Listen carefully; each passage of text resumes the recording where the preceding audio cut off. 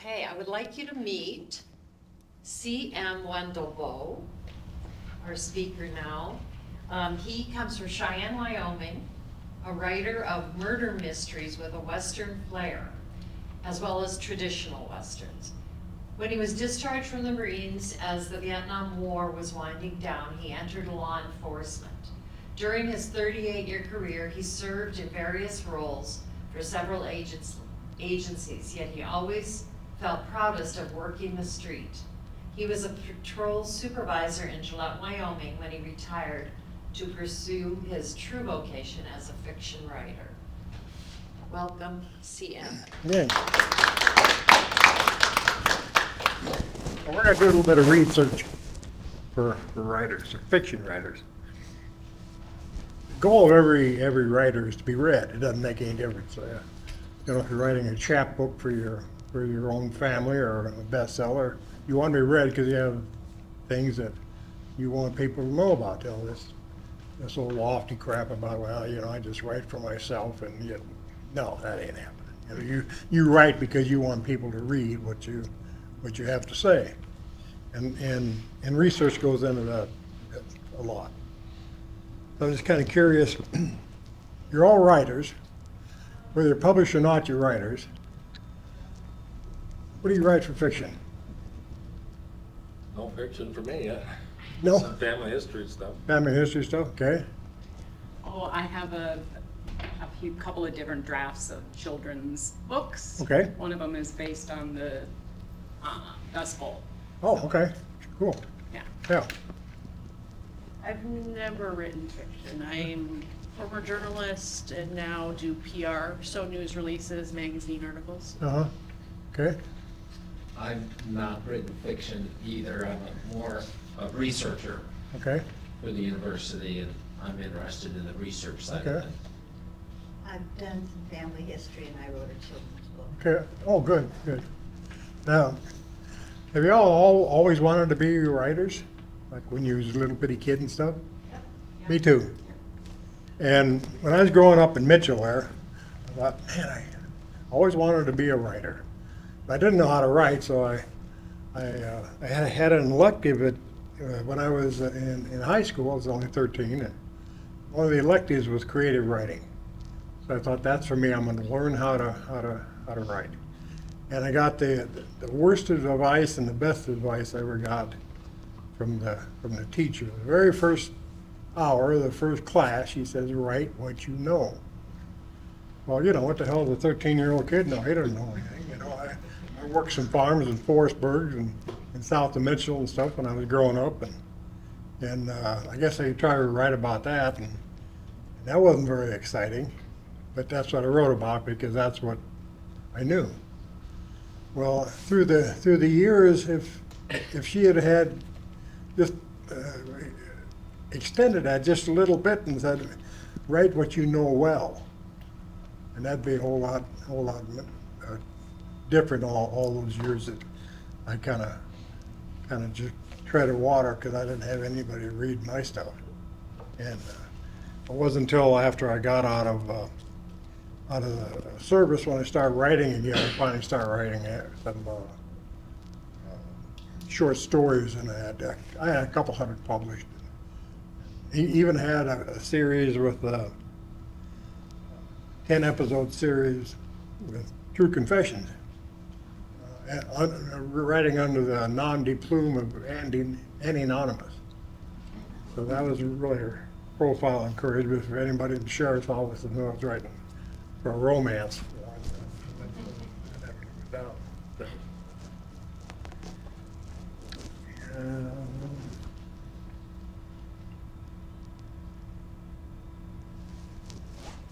You're a researcher, you say,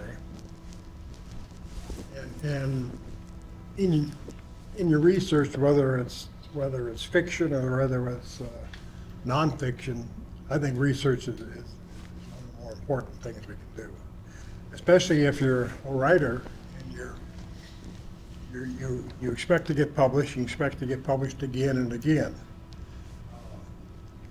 If one of my hobbies is when my wife and I go to movies, she likes the movies, and I kind of look at for inconsistency, like you got a blue shirt here, and then the guy steps out in the hall, and he got a red shirt, that sort of thing. But a lot of the old westerns, you'll see way off in the background, you'll see some power lines, or a jet trail once in a while if you look close. Just about all of them have tire marks, and so if you're writing and if you get something fundamentally wrong, you're gonna have some real problems. When I go to libraries and talk about my newest police procedural, for example, I figure 10% of the people are industry professionals. They'll be policemen or dispatchers, and they'll know the genre pretty good. And so if I get something really wrong, they'll jump on me like a pack of crazed dogs, you know. I imagine Robin Cook, who writes a lot of medical mysteries. You know, I would imagine probably the same thing with him. Probably 10% of his audience is medical professionals, and so you have to get things right. And if you think it's a lot of the movies that you've watched, you know, they get a lot of the research wrong. I was just watching a documentary on the History Channel last week. And you kind of grow to trust the History Channel because they do a lot of research and things. They was talking about the Chicago gang with Al Capone, and they had talking about reenacted the St. Valentine's Day massacre, and they had the guys lined up, and they had shotgun, a couple of guys with shotgun, a couple with Thompson submachine guns, and they're blasting away, and then out of the blue, here comes some guy blasting away with a handgun. It's the Glock, and the Glock wouldn't be invented for another 60 years. So I mean, the History Channel, of all places, you think they'd be more accurate than that, but somebody can catch it. So that's one of the reasons that research is so important.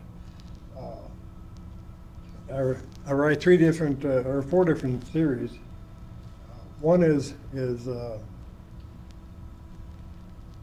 period western, and when I was first writing it, it starts out in Fort Pierre and it ends up in the Badlands, and a lot of those places I was at, but I didn't trust my memory, and so I got a topo map and just make sure everything was right where it is. I wanted the creeks to be where it was, and I wanted this hillside to be where it was, and about 4 or 5 months later, when I was doing some proofing, I went to the South Dakota Historical Society, and they provided me with some period maps, and some of that topography was so far off. We had a creek that was several hundred yards off of what it was, and just little things like that you have to get right.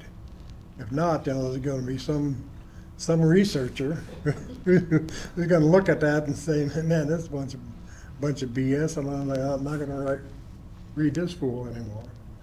So I write 3 series, and one is I say period western. It takes place in 1870s Dakota Territory, and if I just wrote what I knew, I wouldn't know how to write about it, but doing research and things, and I think I know it pretty well, and I use different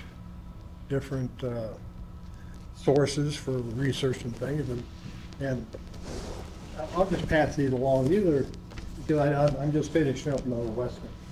It's going to be out in November, but these are some of the things I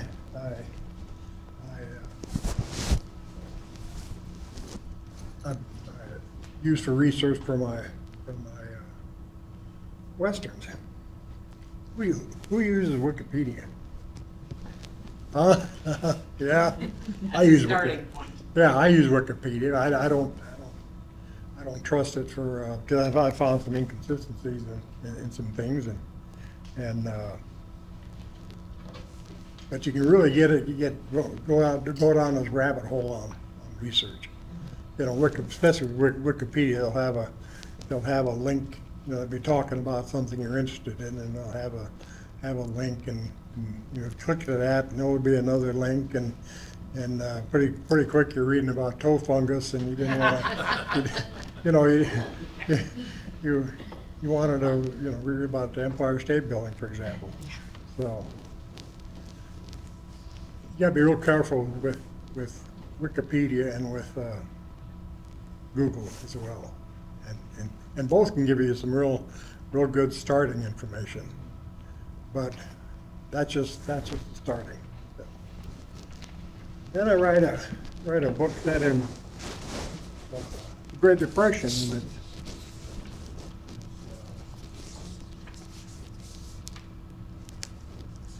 what does that one do out? Well, nothing to do out on that spring.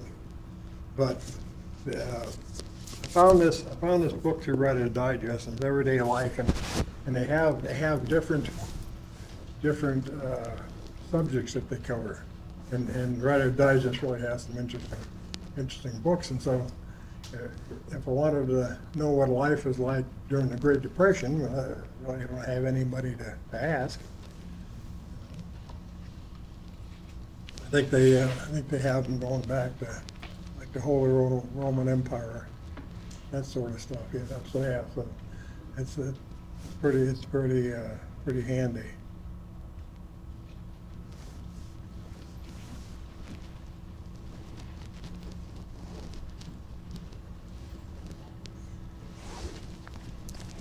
So I read a couple contemporary mysteries as well, and one is in Wyoming, and the other one takes place in Indian Reservation. It starts at Pine Ridge. I have a couple in Pine Ridge, and then I go up to the Corps Agency and Wind River and back to Pine Ridge for a couple. And I've been to I think 61, 62 autopsies probably in my law enforcement career, a lot of them. And I'd catch every autopsy I could, not because I had a thing for dead bodies or anything, is that you learn so much on forensics on every autopsy. But a lot of that I don't trust my memory so well. And so these are just a couple that I refer to now and again.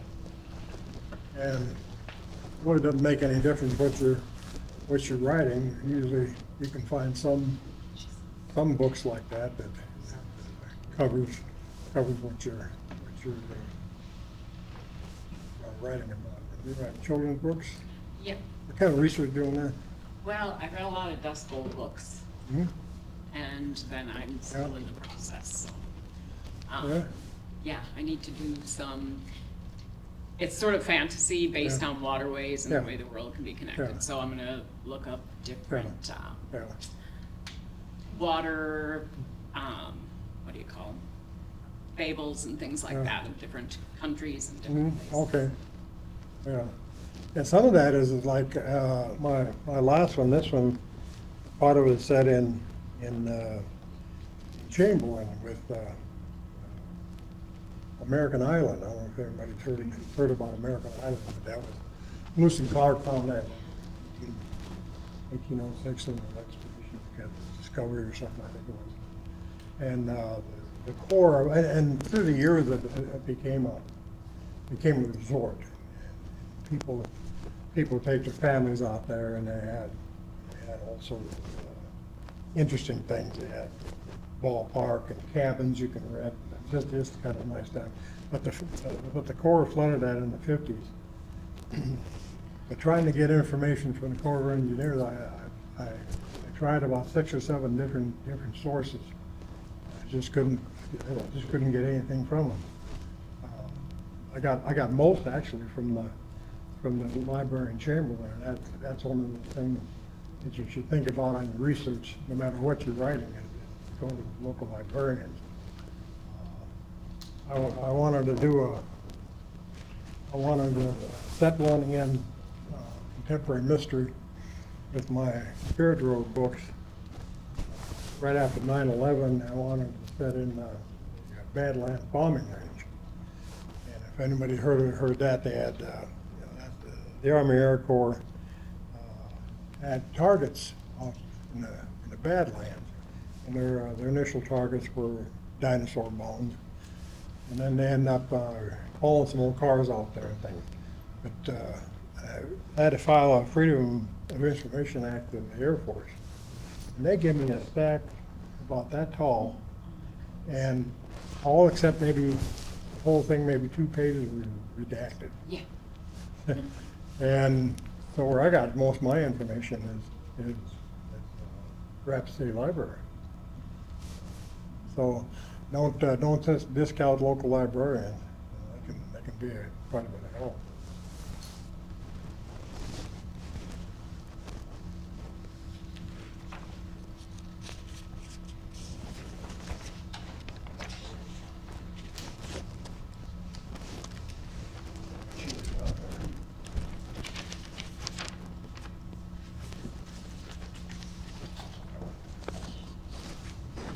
These are just a few of the research sites. If you know other ones that you can use, let me know.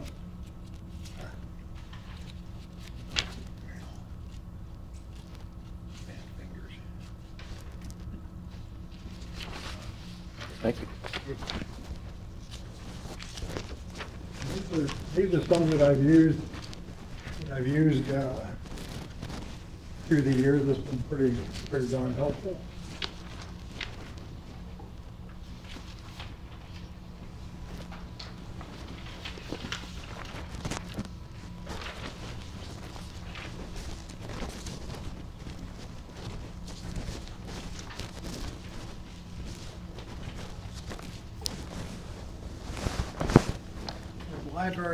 Library of Congress, and they just got a tremendous amount of information. And if you hit them on the right date, you can interact with a librarian, and they'll help you do research. I was doing research on Battle of Greasy Grass, Custer's Last Stand, and I went to the Library of Congress, and I was lucky to get a librarian to actually help me dig into that, to find some information that the regular libraries didn't have, and there was a big help. You know, just got that in Smithsonian. Smithsonian has virtual libraries as well. So if you're looking for a particular image, you want to know maybe how life and accessible it was, then you can try to touch Smithsonian. They might have some information there. I've used the National Archives a couple times. Their information a little bit more difficult to navigate, but you can try it if you have time. It should be hanging around Wikipedia. This is the National Gallery of Arts. When I was researching my book set, a series set in the Great Depression, I went to these guys to see what images they had, and they had a lot. And it came in handy when I started writing to make sure that everyone read it. Like I say, if you get something wrong in your books, no matter what it is, man, they'll have an industry professional there, and they'll just jump right on there. And even A-list authors make mistakes like that. I know one writes thrillers, and he's one of the top 5 or 6 thriller writers, and he's had his character take a safety off the Glock a couple of times, and that's a handgun that doesn't have a safety. So just a real 2 minutes on the internet, and he'd be able to see if that exists when it doesn't. Same thing with police procedures. People say, well, I've watched a lot of reality TV shows, or I took a Citizen Police Academy or something, and they expect to write authentically, but you gotta dig deeper into that. You gotta use secondary sources and primary sources as well. If you're writing police procedural, most cops will talk to you. They won't, they won't shun you. They'll let you know, what procedures are and things.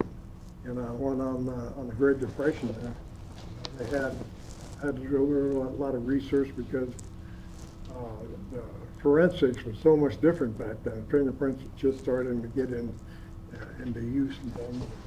And, so I couldn't hardly have anything whiz bang like DNA come up and catch my bad guy. So I had to dig a little bit deeper.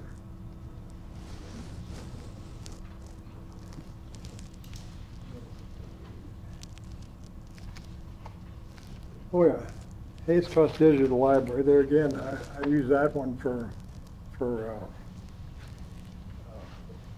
when I was researching one of my books set in the Wind River Reservation. There's not as much information about reservations in Wyoming as there is in Montana and South Dakota and things. So it's hard to find some quality facts. I was able to find it through there. And these are all free.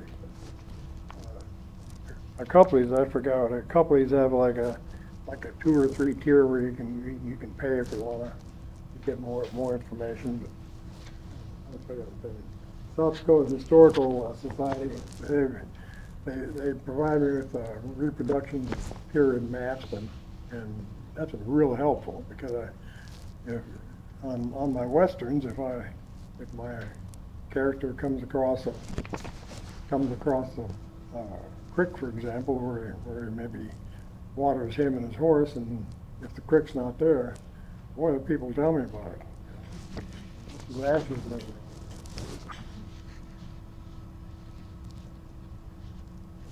And ranch is kind of true.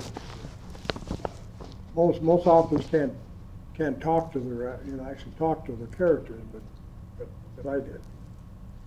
And one woman called me about maybe 2 months ago. She said, I gave all your books to my dad, and he thought it was a joke. And I thought it was one of those things where you can buy a book but have your name put on there. And his name was